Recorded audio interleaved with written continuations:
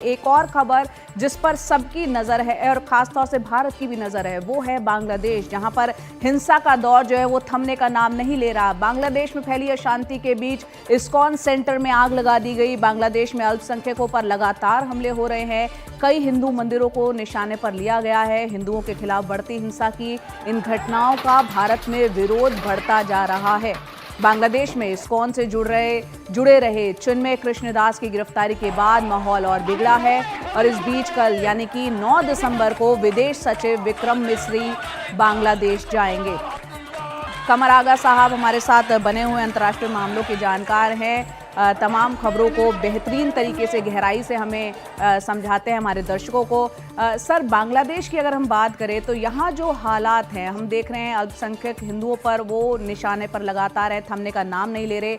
भारत सरकार की बांग्लादेश सरकार पर दबाव के लिए क्या कोशिशें चल रही है, की जानी चाहिए, इस पर थोड़ा आप रोशनी डालें। देखिए, कोशिशें तो बहुत सी भारत कर रहा है। भारत की कोशिश अभी वो बातचीत के माध्यम से ही चाहता है कि मसलों का हल हो जी। और भारत की नीति नहीं है कि किसी दूसरे देश में जाके हस्तक्षेप करने की जी। कोशिश ये है कि एक तरफ तो यह है कि शरणार्थी ज़्यादातर आने ना पाएँ, वहाँ पे जो अल्पसंख्यक हैं उनको किसी सूरत से बचाया जा सके।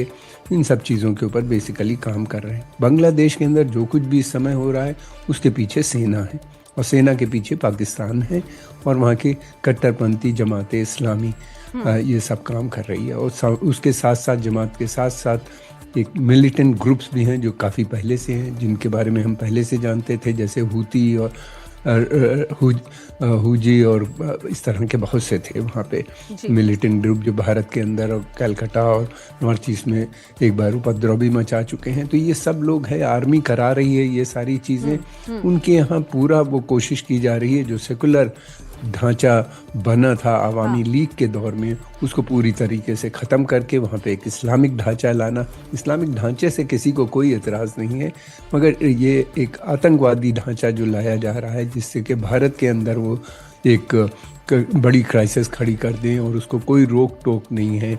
यूनुस खान जो है ये बिल्कुल वही बातें कर रहे हैं जैसे पाकिस्तान करता है और बांग्लादेश भी उसी राह पे चलता हुआ नज़र आ रहा है जिस देश पे पाकिस्तान जा रहा था।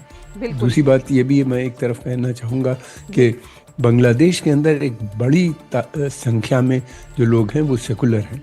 ये अभी जो कुछ चाहे ये भीड़ कर ले। हाँ। वो इस समय संगठित नहीं है। उनकी लीडर शेख हसीना थी, उनकी पॉलिसी फेलियर की वजह से ये सब हुआ। वो अब भारत में मौजूद है लेकिन जल्दी ही वो खड़े हो जाएंगे।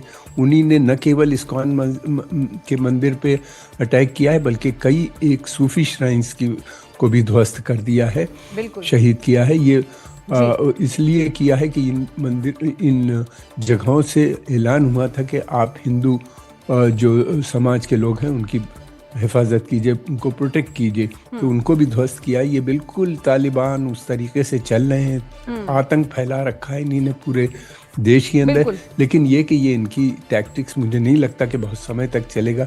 अगर वो एक बार संगठित हो गए तो फिर उसके बाद इनके लिए भी मुश्किल होगी। अराजकता फैलने का मुझे ज़्यादा डर लग रहा है उस देश में, इसलिए कि कोई लीडर नहीं है। वक्त की थोड़ी कमी है। बहुत बहुत शुक्रिया, आपने तफसील से ये बातें हमारे दर्शकों को बताई। बहुत बहुत शुक्रिया आपका।